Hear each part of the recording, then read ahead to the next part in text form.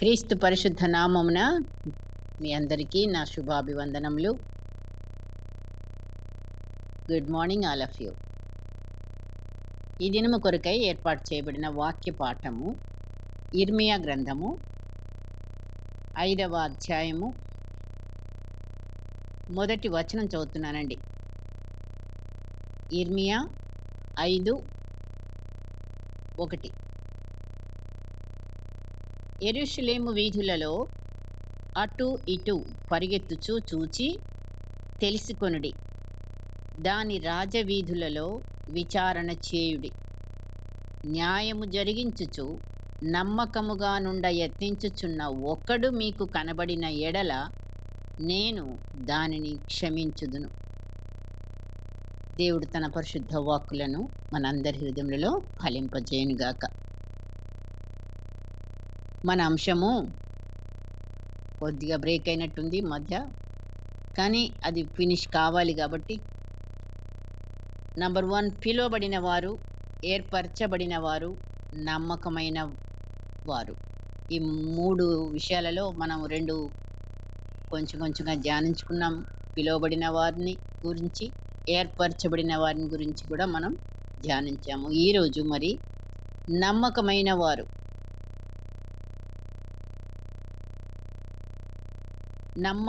నమ్మకత్వం అంటే అర్థం నీతితో కూడిన విశ్వాస్యత. 2 మిక్స్ అయ్యి. అట్లాగే ఇంకొక అర్థం ప్రేమతో కూడిన విశ్వాస్యత. అదే లాయల్. సో మనకి బాగా లాయల్ ఒక ఇన్స్టిట్యూట్కి కానీ, ఒక జాబ్ దగ్గర కానీ, ఎక్కడైనా సరే వ్యక్తుల్ని మనం చెప్తాం షీఈస్ వెరీ లాయల్ అంటే ఎన్ని రకాలైన క్వాలిటీస్ ఆ వ్యక్తిలో ఉంటే ఆ మాట రావాలి. ఒకటి నమ్మకత్వం అనగానే కేవలం నమ్మకం. ఇవన్నీ కూడా నీతితో కూడిన నమ్మకత్వం, న్యాయముతో కూడిన నమ్మకత్వం, ప్రేమతో కూడిన విశ్వాస్యత, ఇవన్నీ కలుపుకుంటే లాయల్ అంటాం కదా. సో ఇది ఈ క్వాలిటీ కల మనుషులు దేవుడికి కావాలి. ఎక్కడికి కావాలి? దేవుని సైన్యములో కావాలి. మనం చదువుకున్న మొట్టమొదటి ఆ వాక్యం ఏంటి? ప్రకటన మనం చదివాము 17-14 వచనం అనుకుంటున్నాను. స్టార్టింగ్ ఈ యొక్క మరి పిలువబడిన వారి గురించి మొదలుపెట్టినప్పుడే అసలు మనం ఈ ముగ్గురు కూడా దేవుని యొక్క మరి యేసయ్యతో కూడా యుద్ధంలో పాల్గొన్న సైన్యంలో ఉన్నవారది.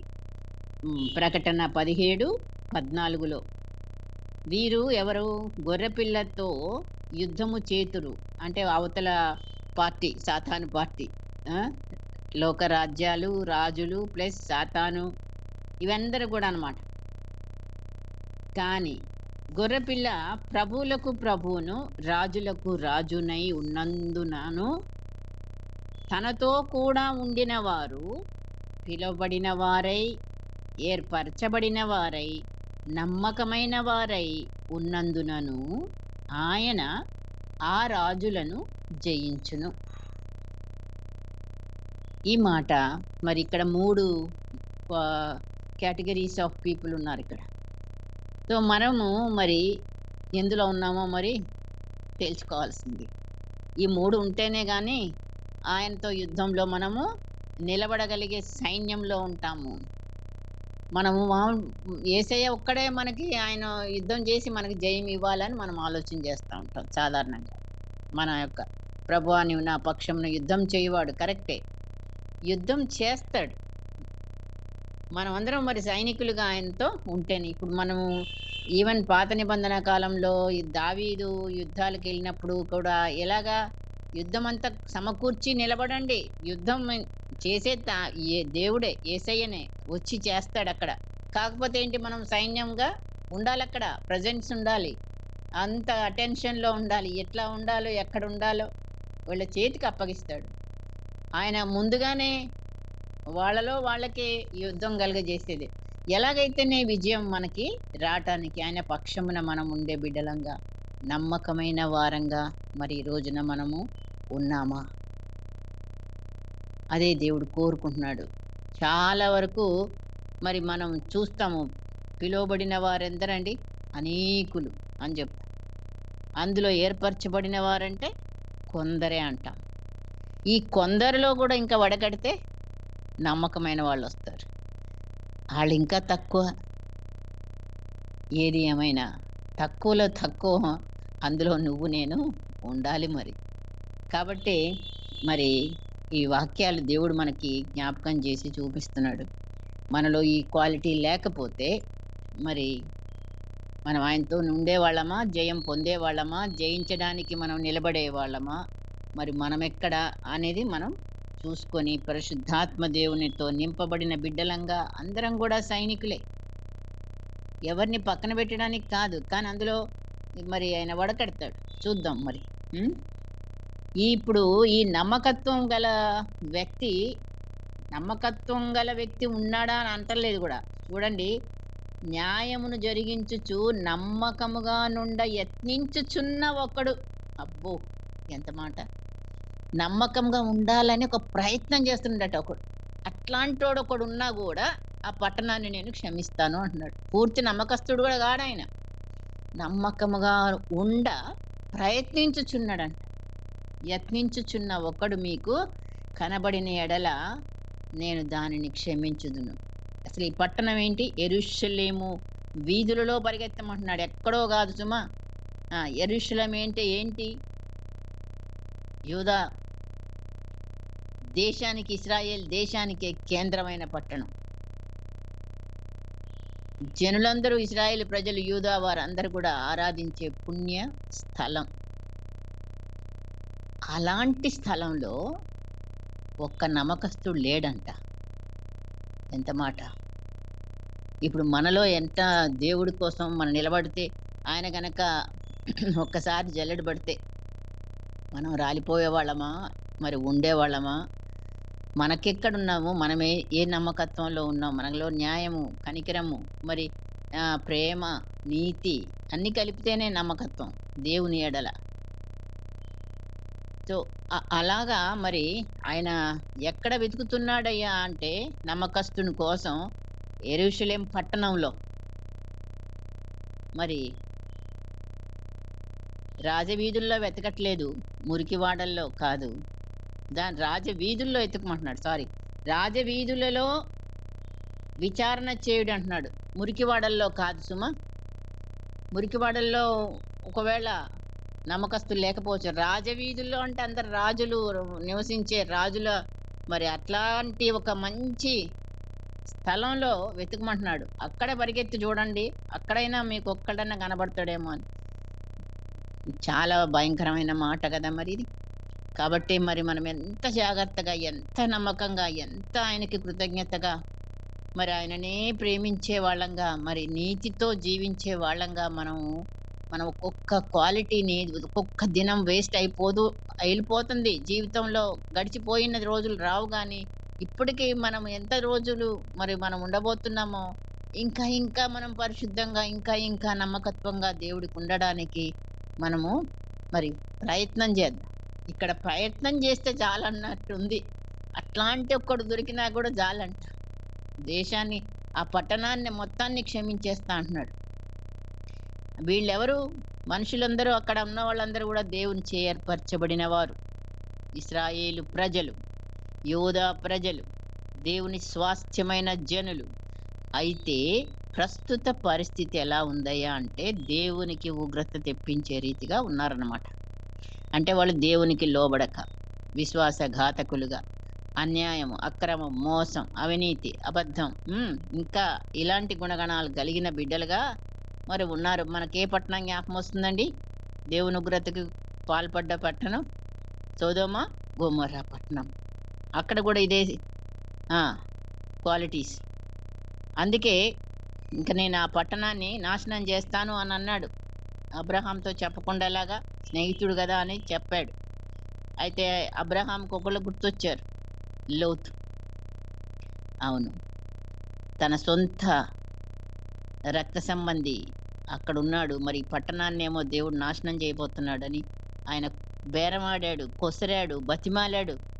అయ్యా! ఒక 50 మందుంటే రక్షిస్తావా పట్టణాన్ని? ఒక 45 మందుంటే రక్షిస్తావా? అట్లా, అట్లా, అట్లా తీసుకొచ్చి 10 మంది దాకా ఇంక నేను అడగనులే. అంటే ఆయన దేవుడికి అర్థమైంది. ఆయన హృదయంలో ఎవరిని రక్షించాలని ఆయన అడుగుతున్నాడో అనేది. సో, ఆ అడగటం మూలన పట్టణం నాశనం గాకుండా ఆగలేదు. నాశనం అయింది. కాకపోతే లోతుని, తన కుటుంబాన్ని, దూతల్ని మరీ పంపించి రక్షింప చేశాడు. తప్పించాడు. దేవుడు గొప్ప దేవుడు. ప్రార్థనలు ఆలకించే దేవుడు. మన దేవుడెవరండి? నమ్మదగిన దేవుడు. నిజంగా మరి అంత నమ్మదగిన దేవుడికి మనము ఆయనను వమ్ము చేసే బిడ్డలంగా ఎంతకాలం కాదు.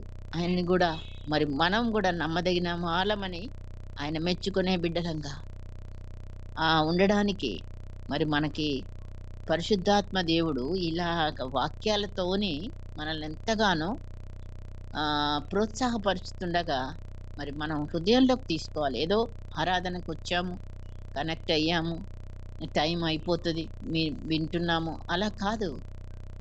దేవుడు ఇవాళ ఏం మాట్లాడుతున్నాడో నాతో. గాడిద మాట్లాడుతుందండి నోరిస్తే, నేను కాదు మాట్లాడేది అనుకుని మరి దేవుడే నాతో మనతో మాట్లాడుతున్నాడనే ఒక హృదయంలో నా నిశ్చయితతో మనం ఉన్నప్పుడు ఖచ్చితంగా దేవుడు ఆ వాక్యము వెలుగు వెల్లడి అగుట తోడనే వెలుగు కలుగును కదా. ఆ వెలుగు మరి బుద్ధి లేని వారికి బుద్ధి కలుగజేయును అని కూడా వాక్యం అంత శక్తిగల వాక్యం. కాబట్టి మనం చాలా మరి నిష్టగా వినాలి వాక్యాన్ని. అటెండ్ అయినట్టుగా మీటింగ్కి అటెండ్ అయ్యి కాదు, కానీ వీ హ్యావ్ టు. అది దేవుడు చూస్తాడు మనం ఎంత నమ్మదగిన వారమా అనేది కూడా. చూస్తే ఆయన దేవుని పిలుపుకు స్పందించి మరి పిలుపుకు స్పందించి పిలువబడిన వారిలో వచ్చిన వారికి రక్షణ. పిలువబడిన వారు అనేకులే, కానీ ఏర్పరచబడిన వారు కొందరు. ఆ కొందరిలో నమ్మదగిన వారు ఎందరో. వాళ్ళు ఇంకా మరి చాలా కొద్ది మందిగా మనం చూడబోతున్నాం కదా. ఇప్పుడు పట్టణానికి మొత్తానికే ఒక్కళ్ళు కూడా కనిపించట్లేదంటే చాలా ఆశ్చర్యం. అది కూడా మరి మనమున్న క్రైస్తవ్యంలోనే, వెంబడించే వారిలోనే ఆయన ఎక్కడికో పోయి ఎతకటం లేదు. మన ఎడల కూడా మన చుట్టూనున్న వారిలో మన గురించి, నా గురించి చుట్టూనున్న వారికి ఉన్న అభిప్రాయము ఎలాంటి అభిప్రాయం కలిగిస్తున్నాము ప్రశ్న వేసుకోవాలి. మనమున్న సంఘంలో కానీ, సమాజంలో కానీ, డ్యూటీ పరంగా కానీ ఎక్కడ ఉన్నా నీ చుట్టూ ఉన్న మనుషులు నిన్ను గూర్చి ఏమనుకుంటున్నారో అనేది మనము గ్రహించుకునే బిడ్డలంగా అలాంటి ఒక అభిప్రాయాన్ని మనము ఏర్పరుస్తున్నాము. ఆల్రెడీ ఒక అభిప్రాయం ఉంది నీ గురించి, నా గురించి. అదేంటి అనేది ఇప్పుడు మరి ప్రజలు చెప్పాలి కదా. అందరు మన పైకి మంచిగానే మాట్లాడతారు, తర్వాత వెనక అమ్మో ఈమె దగ్గర మాట తాగదు, ఈమె నమ్మకం కాదు, ఏం చెప్పకూడదు అని వెనకాల అంటారు. సో ఏ రకమైన మనుషులుగా మనం ఉన్నామో మనల్ని మనం పరిశీలన చేసుకోవాలి. నమ్మకమైన వారే జయించేవారు. వీరు అనేక పరిస్థితుల ద్వారా దేవుని చేత ఏమవుతారండి? పరీక్షింపబడతారు. ఆయన చేత అంగీకరింపబడిన వారు, ఆమోదింపబడిన వారు, వాళ్ళే జయించేవారు, నమ్మకమైన వారు. యేసయ్య భూమి మీద ఉన్నప్పుడు మరి అనేకులు ఆయన చేసిన సూచక్రియలను చూచారు, ఆయన యందు నమ్మకం ఉంచారు, విశ్వాసం ఉంచారు. అయితే ఒక మాట ఉంది, ఆయన యందు అందరు నమ్మకం ఉంచారంట. యేసు అంటున్నాడు అందరినీ ఎరిగినవాడు కనుక ఆయన తన్ను వారి వశము చేసుకొనలేదంట.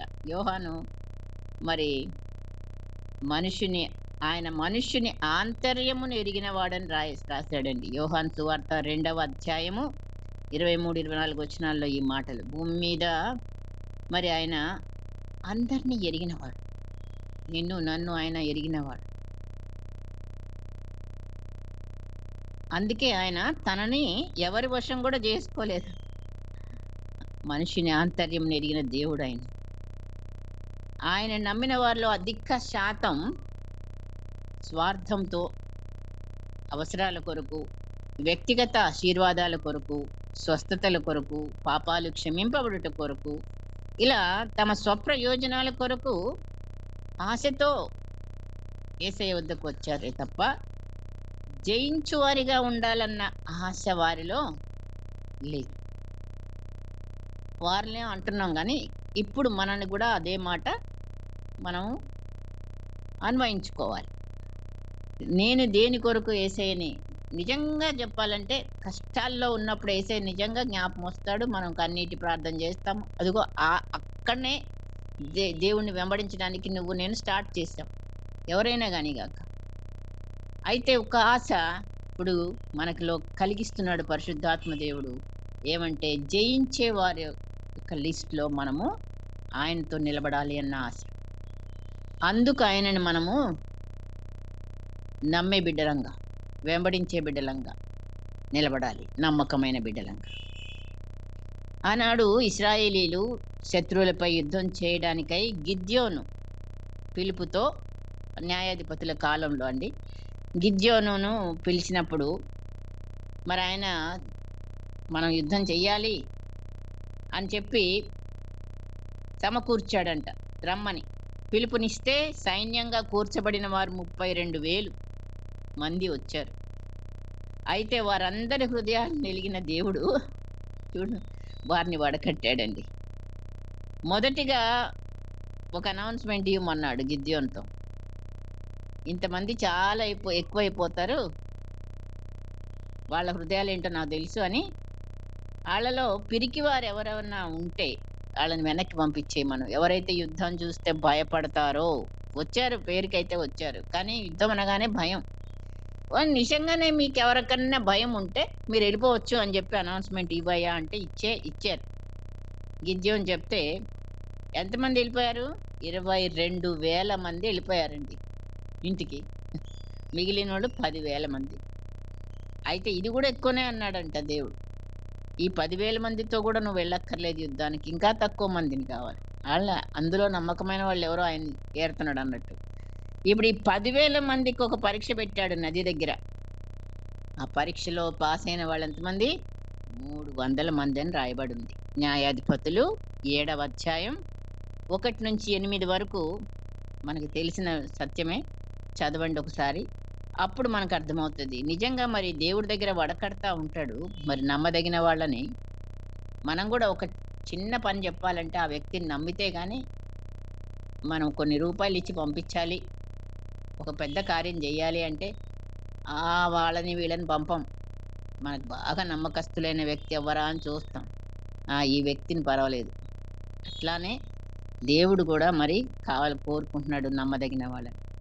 మన అనుదిన విశ్వాస జీవితంలో మరి మనం ఎంత నమ్మకత్వాన్ని దేవుని పక్షముగా నిలబడటానికి ఉన్నాము. ఆయన పరీక్ష పెడుతూనే ఉంటాడండి ప్రతి ఒక్కళ్ళని. పరిస్థితులు ఎలాగన్నా ఉండనియండి గాక, మనం అందరం పరీక్షలకు గురవుతా ఉన్నాం. ఆనాడు అరణ్యంలో మరి విమోచింపబడిన బిడ్డలే, ఇశ్రాయేలీలు ఏర్పరచబడిన వాళ్ళే, మరి స్వాస్థ్యమే. అందరినీ కూడా ఒడ్డుకు తీసుకొచ్చాడు ఎర్ర సముద్రం నుంచి. ఆ తర్వాత అరణ్యంలో నడిపిస్తున్నాడు. అక్కడ రాయబడి కూడా ఉంది కదా, అరణ్యంలో వాళ్ళని 40 సంవత్సరాలు ఎందుకు నడిపించాడు? వాళ్ళని పరీక్ష పెట్టాడు. ఏ విధంగా? వాళ్ళకి ఆకలి కలిగించి, వాళ్ళకి దాహాన్ని కలిగించి పరీక్షకు గురి అయ్యారు వాళ్ళు. అయితే వాళ్ళు ఏం చేశారు? ఓడిపోయారు, శనిగారు, గుణిగారు అంటున్నాం. కానీ ఈ రోజు వరకు కూడా ఈ సణుగు గుణుగు అనేది ఒకవేళ బయటికి గుణగడానికి కొద్దిగా భయపడి మనసులోనైనా గుణుక్కుంటాం. ఆ మనసులో కూడా రావడానికి వీల్లేదు మరి. ఎందుకంటే ఆయన హృదయాలోచనలు అంతర్యాన్ని పరిశీలించే దేవుడు కనుక పర్ఫెక్ట్స్ కాలేదు మనము అని చెప్పడానికి ధైర్యంగా. మరి ఈ సణుగులు, గుణుగులు, తిరుగుబాటుతనం ఇవన్నీ కూడా నీలో నాలో ఇంకా పోయాయా పూర్తిగా అంటే మరి ఎవరికి వాళ్ళే చెప్పాలి జవాబు. సో మనమందరం పరీక్షకి గురి అవుతున్నాము. మోషే పై మరి దేవునిపై కూడా వాళ్ళు ఏం చేశారండి? తిరగబడ్డారు. దేవుడు చేసిన అద్భుతాలేంటి, ఆశ్చర్యాలేంటి, వాళ్ళకి ఆహారం ఎలా పెట్టాడు, మరి వాళ్ళకి నీళ్ళు ఎలాగిచ్చాడు, ఇవన్నీ కూడా మనకు తెలిసిన పరిస్థితులే. అయినప్పటికీ 6,00,000 మంది అని పురుషులే అనుకోండి. ఇంకా మిగతా అందరూ కలుపుకుంటే డబుల్. ఇంకా అంతమంది రక్షింపబడి కేవలము ఎంతమంది ఎళ్లారు? పాలు తేనెలు ప్రవహించే దేశంలోకి ఇద్దరు మాత్రమే. ఈ రక్షించబడ్డ వాళ్ళందరూ కూడా అరణ్యంలో రాలిపోవడం జరిగింది. కేవలం ఎందుకంటే దేవునికి నమ్మకంగా లేరు. దేవుణ్ణి వాళ్ళు పూర్తిగా నమ్మలేదు. ఇప్పుడు నమ్మకంగా దేవుడికి మనం నమ్మకంగా ఉండాలి. ఎప్పుడుంటాము? మనం దేవుణ్ణి పూర్తిగా నమ్మితేనే నువ్వు నమ్మకంగా ఉంటావు. ఇప్పుడు ఏ వ్యక్తి అయినా సరే ఒక వ్యక్తికి నమ్మకంగా ఉన్నాడు అంటే ఆ వ్యక్తిని ఆ నమ్మకంగా ఉన్న వ్యక్తి నమ్మితేనే నమ్మకంగా ఉండగలుగుతాడు. నమ్మకపోతే నమ్మకంగా ఏం ఉండడు. అతను నిజంగా గనక మనం ఆ వ్యక్తిని నమ్మితే మనము గోల్మాల్ చేయలేం, మోసం చేయలేం. తప్పకుండా మనం నమ్మకంగానే ఉంటాం. సో, ఆ దేవుడు నమ్మదగిన వాడు. మరి మనం నిజంగా నమ్మదగిన వాళ్ళం అయితేనే మనం నమ్మకమైన బిడ్డలం. లేని ఎడల అందరూ అదిగో కనాన్‌లో ప్రవేశించడానికి ఆ లక్షల మందిలో నుంచి ఇద్దరు కేవలం అంటే అసలు నిజంగా భయమేస్తుంది. మరి మన మన మన నమ్మకత్వాలేంటో, మనమేంటో ఏ ఏ పరిస్థితుల్లో ఉన్నామో ఇంకా. మత్తయి సువార్త 25 అధ్యాయము 14-30 వరకు చూస్తే యజమానుడు దేశాంతరం వెళ్ళినప్పుడు అది మనకు తెలుసు. ఒకనికి 5 తలాంతులు, ఒకనికి 2 తలాంతులు, ఒకనికి ఒకటే ఇచ్చి వెళ్ళాడు. ఆ! అయితే తిరిగి వచ్చి వాళ్ళని పరీక్ష పెడితే ఇద్దరే నమ్మకంగా ఉన్నారు. వాళ్ళు డబల్ మరి సంపాదించారు. 5 తలాంతుల వాడు ఇంకొక 5, 2 తలాంతుల వాళ్ళు ఇంకొక 2. మరి ఒకటిచ్చిన వాడేమో భూమిలో పాతిపెట్టాడు. తిరిగొచ్చి పరీక్షించి యజమానుడు, "బలా నమ్మకమైన మంచి దాసుడా, నీవు ఈ కొంచెములో నమ్మకముగా ఉంటివి గనుక నిన్ను అనేకమైన వాటి మీద నియమించేదనన్నాడు." కొంచెంలో నమ్మకంగా ఉండడానికే మనం ప్రయత్నిద్దాం. కొంచెం, ఆ కొంచెంలో మనం నమ్మకంగా ఉంటే మనకిచ్చింది కొంచెమే, పెద్దగా ఏమి ఇవ్వలేదు. ఆ ఒక్క చిన్న కొంచెమే మనకివ్వబడ్డాయి. ఏంటండి మనకివ్వబడ్డని అని అడుగుతారా? మనకిచ్చిన బాధ్యతలండి. మనకిచ్చిన 2 బిడ్డలండి. ఇప్పుడంతా లిమిటెడే గదా! 1 ఆర్ 2 ఇంకెక్కువ లేరు. మా కాలంలో ఉన్నాం. మా తల్లిదండ్రులకి 7, 8 మంది. కానీ ఇప్పుడు అందరిని ఎక్కడ చూసినా ఇద్దరే. మరి మనకిచ్చిన బాధ్యతలే కుటుంబము, పిల్లలు, అత్తమామలు, తల్లిదండ్రులు, మనకిచ్చిన జాబ్స్, మనకు వచ్చే ధనం చేతిలోకి. మనం ఎక్కడైతే సంఘంలో ఉన్నామో ఆ సంఘము, సేవ ఇవన్నీ కూడా దేవుడిచ్చిన నాకు ఏ తలాంతు లేదండి. నాకంటే తలాంత్ అంటే మనం ఒకటే పోతాం. ఏదో సింగింగో, లేకపోతే ఏదైనా ఇన్‌స్ట్రుమెంట్ వాయించి, లేకపోతే ఏదన్నా ఒక గొప్ప కార్యం చేస్తే అదే తలాంత్ అని ఊహించుకుంటాం కదా! కాదు మరి. దేవుడు నీకు ఏదిచ్చినా నిన్నెక్కడ పెట్టాడో అది అక్కడ నీకు ఒక పరీక్ష ఉంటది. నీకొక బాధ్యత ఉంటది. మరి దానిలోనే మరి భార్యాభర్తలు, ఈ సంబంధాలు వీటన్నిటిని గూడా ఇచ్చి దేవుడేం జేస్తాడు? పరీక్ష పెడతాడు. సో, మనమెంత నమ్మకంగా మన కుటుంబాలను దేవుని నామమున అందుకనే ఏదైనా చేస్తే నువ్వు దేవుడికి జేశావని అనుకోమంటున్నాడు. పొరుగువానికి జేస్తే దేవుడికే జేసినట్టు, పేదవాడికి చేస్తే దేవుడికే చేసినట్టు అనే మాట రాయబడింది. ఎందుకు? అదన్నమాట. కాబట్టే మనం మన మధ్యలో మన మనుషుల మధ్యలోనే ఉన్నాం.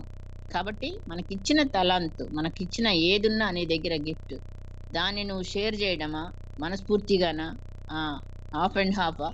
లేదా అలాగనమాట. సో, దేవుడు చూస్తాడిగ ఆ హృదయాలను.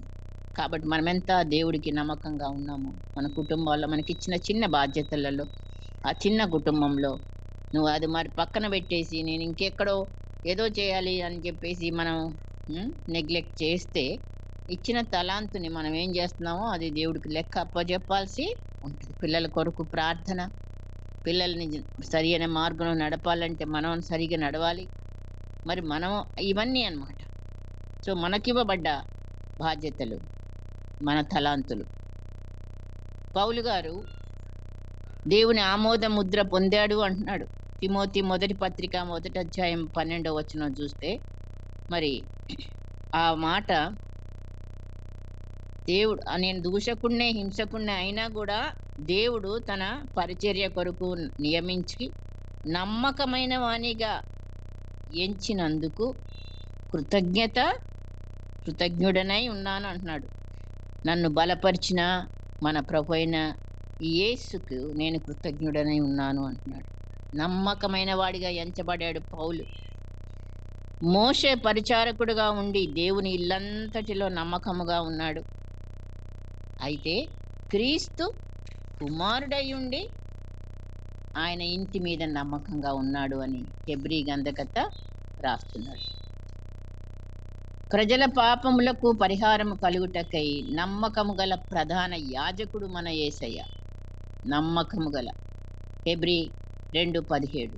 అట్లాగే మరి ప్రకటన గ్రంథంలోకి వస్తాము. 19వ అధ్యాయము 11వ వచనంలో చూస్తే పరలోకం తెరవబడి ఉండుట, మరి యోహాను గారి దర్శనం చూస్తున్నాడు, రాస్తున్నాడు. అలాగా పరలోకం తెరవబడి ఉండేది. తెల్లని గుర్రం కనబడింది ఆయనకి. ఆ తెల్లని గుర్రం మీద కూర్చుండి ఉన్నవాడు నమ్మకమైన వాడును సత్యవంతుడును అను నామము గలవాడు.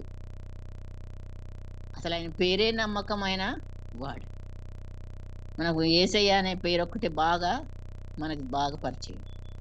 అయితే ఆయన పేరు ఏంటండి?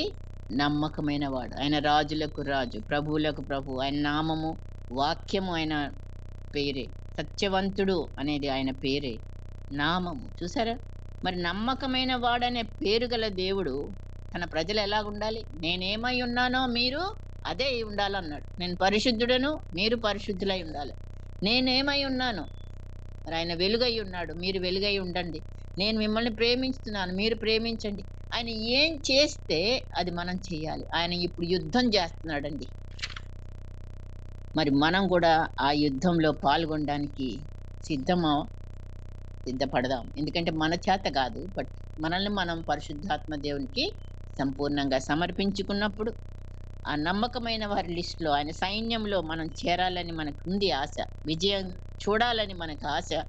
పరలోకం వెళ్ళాలని మనకు ఆశ. ఇవన్నీ ఉన్నాయి. అందుకనే ఆయన మన హృదయాలు ఎరిగిన వాడు గనక మరి పరిశుద్ధాత్ముడే మనకు సహాయం చేస్తాడు. కాబట్టి మిక్కిలి కొంచెంలో నమ్మకంగా ఉన్నప్పుడే ఎక్కువలో కూడా నమ్మకంగా ఉంటాం. మరి అట్టి మంచి మనస్సును పరిశుద్ధాత్మ దేవుడు నీకు నాకు అనుగ్రహించటానికి సిద్ధంగా ఉన్నాడు. మనం ఆయనకి నమ్మకంగా ఉండడానికి పరిశుద్ధాత్మ దేవునికి మనల్ని మనం సమర్పించుకొని నమ్మకంగా ఆయన వెంట యుద్ధంలో పాల్గొని జయాన్ని పొంది ఆయన ఇప్పుడు మరి యుద్ధం చేయడానికి సిద్ధంగా ఉన్నాడు. యుద్ధం చేస్తానే జరిగిస్తున్నాడు కూడా. సో మనం కూడాను మరి మనం జరిగే ఈ మన డైలీ రొటీన్లో కూడా ఎన్నో యుద్ధాలు, ఎన్నో భయానకాలు మనం ఎదుర్కొంటున్నాం. వీటన్నిటిలో కూడా మనకి ఏం కావాలి? విజయం కావాలి. కాబట్టి దేవుని కోరుకున్న లక్షణాలు, పిలువబడిన వారిలో, ఏర్పరచబడిన వారిలో, నమ్మకమైన వారిలో మనమందరం ఉండడానికి పరిశుద్ధాత్మ దేవుడు మనకి సహాయము చేయునుగాక. ప్రార్థన చేసుకుందాం.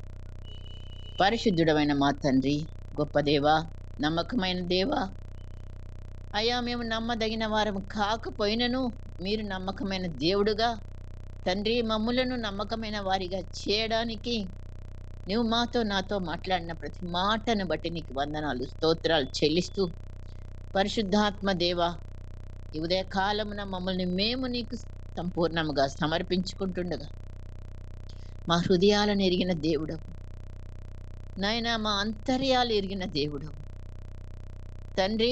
నమ్మకమైన బిడ్డలముగా మేము నీకు విధేయులముగా నాయనా, నిన్ను మహిమపరిచే వారముగా, నిన్ను వెంబడించుచున్న బిడ్డలముగా, సాక్షులముగా జీవించడానికి మాకందరికీ నీ యొక్క పరిశుద్ధాత్మ శక్తితో మీరు నింపి నాయనా, నీతో మేము నిలబడి ఆ సైన్యంలో మేమందరం ఉండడానికి అర్హతను మాకు ఈ భూమి మీద మేమున్నప్పుడే తండ్రి మాకు అనుగ్రహిస్తున్నందుకై నీకు వందనాలు స్తోత్రాలు చెల్లిస్తూ